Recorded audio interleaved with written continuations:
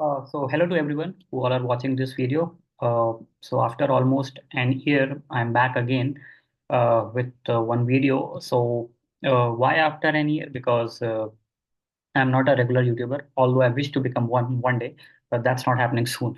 So the reason for putting up this video is that because right now we are around the time जहाँ MBA colleges में और खासकर executive MBA colleges, executive MBA course में companies आनी शुरू हो जाती हैं एंड इफ कंपनीज आनी शुरू नहीं होती हैं देन डेफिनेटली उनके JDs और एप्लीकेशन इनवाइट्स आने शुरू हो जाते हैं.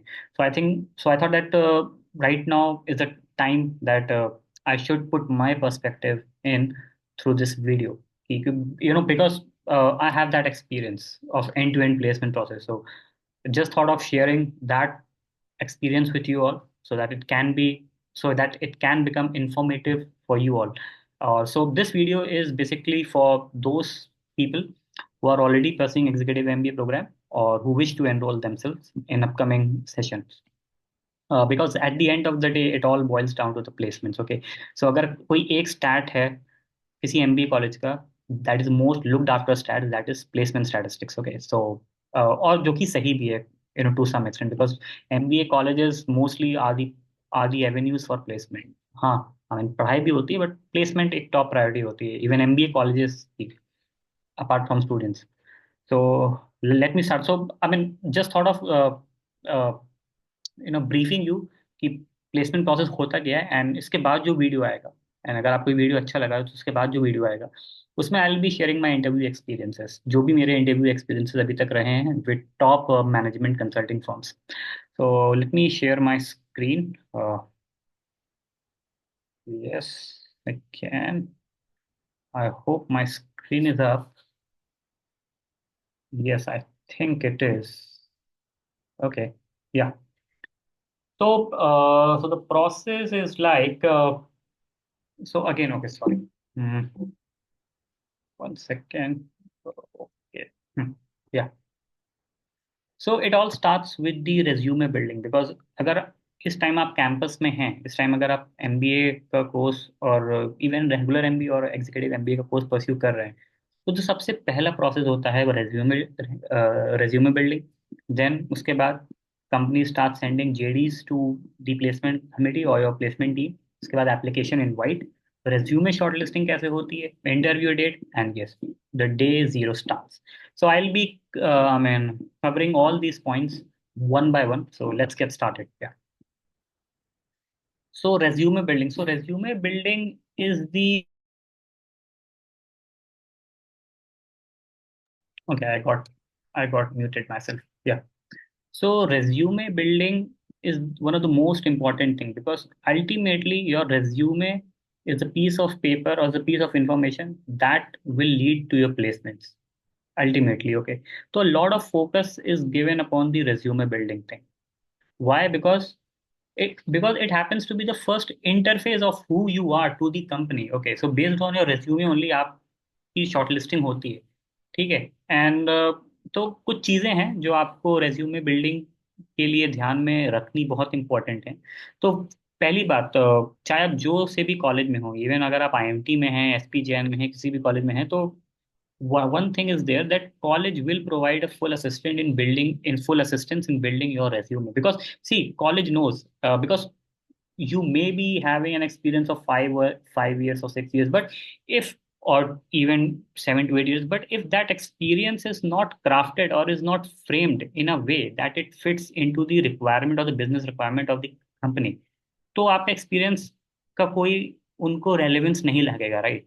तो इसीलिए रेज्यूमे बिल्डिंग में कॉलेज हेल्प करता है क्योंकि उनको भी मालूम है कि you don't have any prior experience of constructing your resume. So they hire an external placement preparation agency, I would say, and they have their, I mean, specialized or dedicated team members who are experts in different domains of the industry. तो वो आपको help करते हैं. They will help you a lot in building your resume. And if you have any doubts, अगर if you're stuck around how to build your resume, you can comment in the comment section and I'll see that if I can help or if I can even provide you some assistance. The second thing is, क्योंकि resume building के around बहुत एक हवा होता है ना कि भैया सभी को शॉर्टलिस्ट होना है उस कंपनी में, भाई सभी को प्लेसमेंट चाहिए। तो एक होता है कि भैया ऐसा है कि भले हमको आता हो या ना आता हो, लेकिन हम 1 घंटे का या 2 दिन का या 10 घंटे का 12 घंटे का एक सर्टिफिकेशन का कोर्स वो करके हम रेज्यूमे में डाल देंगे। क्योंकि भैया अगर कोई आईटी कंपनी आ रही है, कोई स्ट्रेटजी कंपनी आ रही है, या if there is one company that focuses a lot on data analytics skills, तो हमने क्या किया, यू मतलब कहीं से आई मीन किसी भी वेंडर से एक सर्टिफिकेशन कर लिया, उसका एग्जाम पास कर लिया, और हमने उसमें अपने रेज्यूमे में you know we have written that हमारे पास ये सर्टिफिकेशन है। तो हमको लगता है we have an edge. So let me put a halt on this thought कि ऐसा कुछ नहीं होता है, ठीक है। Putting certifications in your resume is of no use, ठीक है। Again it can be, but जो मैंने देखा है सर्टिफिकेशंस का कोई मायने नहीं होता है, एटलीस्ट आपके रेज्यूमे शॉर्ट लिस्टिंग प्रोसेस में, ठीक है। द ओनली थिंग, इसीलिए मैंने इसको हाईलाइट किया हुआ है, please avoid any extra certification जिसका आपको एक्सपीरियंस नहीं है, ठीक है। Because at the end of the day जो थर्ड पॉइंट है, the past work ex will have the most weightage. Because executive MBA में क्या होता है, क्योंकि सब लोग के पास 5 से मिनिमम 5 इयर्स ऑफ एक्सपीरियंस होता है, तो कंपनीज को ये नहीं होता है कि आपने एमबीए में क्या सीखा या सर्टिफिकेशन क्या किया। उनका जो फोकल पॉइंट होता है वो आपका प्रायर एक्सपीरियंस होता है, ठीक है। Like how you can conjugate your past experience with your learnings in MBA, जिसमें पास्ट वर्क का वेटेज बहुत ही ज्यादा होता है। तो माय सिंसियर सजेशन और recommendation for anyone who wants to build the resume, a good resume, कि have points from your past work ex and try to mention some like quantitative figures in your resume, like I have achieved 40% of cost saving or achieved 60% increase in revenue or something like that। so वो बहुत अच्छे से आपका एक case build करेगा company के सामने, ठीक है। और जो भी आपने, and the fourth point is, जो भी आपने अपने रिज्यूमे में मेंशन किया है, ठीक है, तो हर एक पॉइंट के अराउंड आपके पास एक यूज केस या एक एग्जाम्पल होना चाहिए। क्योंकि एक्चुअली रिज्यूमे क्या है, resume is a reflection of what you have as your experience, ठीक है ना। तो अगर आपने वहां कुछ किया है, तो जाहिर सी बात है कि आपके पास उसको कोड करने के लिए, जस्टिफाई करने के लिए कोई एक यूज केस या कोई एग्जाम्पल होगा ही। तो जो भी आपके पॉइंट्स हैं रिज्यूमे में, उसके अराउंड एक एग्जाम्पल या एक बिजनेस केस होना ही चाहिए आपके पास।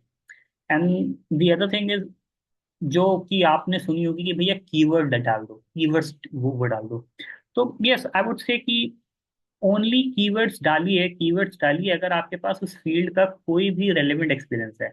मतलब ऐसा नहीं कि आपके पास एसएपी या सेल्स फोर्स को आपने दूर दूर तक नहीं देखा है, लेकिन कैसे भी घुमा के आपने वो कीवर्ड डाल दिया है just for the purpose of getting your resume shortlisted. So this is not a good practice, और इससे कुछ होता भी नहीं है। बिकॉज लोग का ये कहना है, क्योंकि देखिए आजकल क्या है ना, एप्लीकेंट्स इतने ज्यादा हो गए हैं, तो ऐसा लोगों का कहना है कि जो रेज्यूमे शॉर्टलिस्टिंग होती है ना, वो थ्रू अ सॉफ्टवेयर होती है, विच इज नॉट ट्रू, ठीक है। सॉफ्टवेयर से होती है, एक टूल आता है मतलब, तो उसमें से कुछ कीवर्ड सर्च किए जाते हैं। बट अगर आप ये सोच रहे हैं कि जो एचआर होते हैं और जो प्रोजेक्ट मैनेजर्स होते हैं, और the program managers who you know who will actually be interviewing you, like who will be actually interviewing you, वो लोग अगर they are only relying on those tools or software to shortlist your resume, it's not good, it's not true, sorry। तो वो एक tool के जरिए कुछ shortlisting होती है, फिल्टरिंग होती है, बट एंटायरली प्रोसेस उस टूल के जरिए होता है रेज्यूमे शॉर्टलिस्टिंग का। ये इज अ फॉल्स थिंग, ठीक है। And the last thing is, at least have 2 resumes, 2 और 3 रेज्यूमेस। बिकॉज क्या है कि आई मीन हो सकता है कि आपका एक कंपनी में ना हो, या हो सकता है कि एक कंपनी में आपने अप्लाई किया हो, इंटरव्यू दिया हो, एंड वो कंपनी के रिजल्ट्स आउट होने में थोड़ा टाइम लग रहा है, but at the same time दूसरी कंपनी भी आ रही है, ठीक है। हालांकि ये ऐसी पॉसिबिलिटी बहुत ही ज्यादा लो होती है, लेकिन स्टिल, क्योंकि अगर आप एक मार्केटिंग बैकग्राउंड के हैं, एक ऑपरेशन बैकग्राउंड के हैं, और अगर आप एक आईटी या एक स्ट्रैटेजी कंपनी में लाइक अप्लाई कर रहे हैं, तो उनकी रिक्वायरमेंट्स अलग होगी, तो उनकी रिक्वायरमेंट्स के हिसाब से आपका रेज्यूमे फ्रेम होना चाहिए। ठीक है, मैं ये नहीं कह रहा हूँ कि आपके पास एक्सपीरियंस नहीं है तो वह एक्सपीरियंस लाइए, बट हाँ, अगर कहीं भी आपने वो चीज़ मतलब आपके यूज में आई है इन योर प्रोफेशनल स्पैन, तो उसको इन अ वे हमें ऐसा मोल्ड होगा करना कि वो आईटी से रिलेट करे या स्ट्रैटेजी से रिलेट करे। अगर मार्केटिंग कंपनी आई है या डेटा एनालिटिक्स कंपनी आई है, तो भाई आपको ये लिखना होगा कि हम, हाँ, हमने अपने मार्केटिंग करियर में हमने भी इतने सारे डेटा एनालाइज किए हैं, स्टैटिस्टिकल टूल अप्लाई किए हैं, तो ये सब आपको लिखना होगा। तो इसीलिए मतलब माय सजेशन वुड बी कि एटलीस्ट आप दो रिज्यूमे तो आप आपके पास होने ही चाहिए। ओके, तो in resume building we have covered that college आपको पूरी हेल्प करेगा। कोई भी एक्स्ट्रा चीज और खासकर सर्टिफिकेशन ना लिखिएगा रेज्यूमे में। आपका सोल फोकस होना चाहिए अपने वर्क एक्स पे, और हर एक पॉइंट के अराउंड एक एग्जाम्पल होना चाहिए, तो वो बहुत अच्छा, that sense a very good, I mean, impression while you speak or while you give your answers to an interviewer. तो क्योंकि I have myself taken I think 4 interviews अभी recent क्वार्टर में, तो ये चीज होती है। ठीक है, तो now the next thing is JDs by companies. तो एक बार आपको रेज्यूमे हो गया बिल्ड, इस टाइम ना अगस्त या सितंबर एक ऐसा अप्रोप्रिएट टाइम होता है जहां पर जेडीज आनी शुरू हो जाती हैं। तो for IMT Ghaziabad, because I know this for IMT Ghaziabad, तो आईएमटी गाजियाबाद में ये सारी कंपनीज आती हैं। So these are some of the top recruiters starting from Accenture strategy, Infosys, Accenture operations, HSBC, Deloitte. तो ऐसा नहीं है। So this data I have, this snippet I have borrowed from the companies, from the college website. Okay, तो and काफी लोग के ये questions भी थे कि भाई क्या ये डेटा जो है ये मतलब ऑथेंटिक है कि नहीं है। तो late me put this thing on record that एक एक कंपनी आई हैं, और सिर्फ आई ही नहीं है, इन्होंने रिक्रूट भी किया है, एंड जो की रोल्स ऑफर देख रहे हैं इन इन इन इन पोजिशंस पे रिक्रूट किया है। चाहे वो केपीएमजी हो, महिंद्रा फाइनेंस हो, जियो मार्ट हो, जेनपैक्ट हो, डेलॉयट हो, पोर्टर हो, ये सारी कंपनीज आई हैं और इन्होंने हायरिंग भी की है। अब आप, so now one question, one intelligent question आपके दिमाग में, it can come to your mind that भाई एग्जीक्यूटिव एमबीए का जो बैच साइज होता है ना आईएमटी में, वो 45 से 50 के बीच होता है। Not more than 50 students are taken in IMT for executive MBA. तो 50 बच्चों को प्लेस कराने के लिए I think more than 18 companies हैं यहाँ पर। तो ऐसा होता है क्योंकि एग्जीक्यूटिव एमबीए में हर एक कैंडिडेट का अलग एक्सपीरियंस होता है, एक उसकी अलग इंडस्ट्री होती है, एक उसका अलग स्किल सेट होता है based on on their past experience. तो उसी के अकॉर्डिंग कंपनीज आती हैं। ठीक है, तो इसीलिए to place a batch of 50 student it takes around 3 to 4 months। ठीक है, ऑन दी कंट्रारी अगर आप एक रेगुलर एमबीए से कंपेयर करें तो उनके 500-600 होते हैं जो बच्चे, वो एक महीने में प्लेस हो जाते हैं, क्योंकि उनके पास ज्यादा ऑप्शंस नहीं होते हैं, राइट। क्योंकि एक कंपनी आई उसमें 40 बच्चे को प्लेस कर दिया, दूसरी कंपनी आई उसमें 30 बच्चे को प्लेस कर दिया।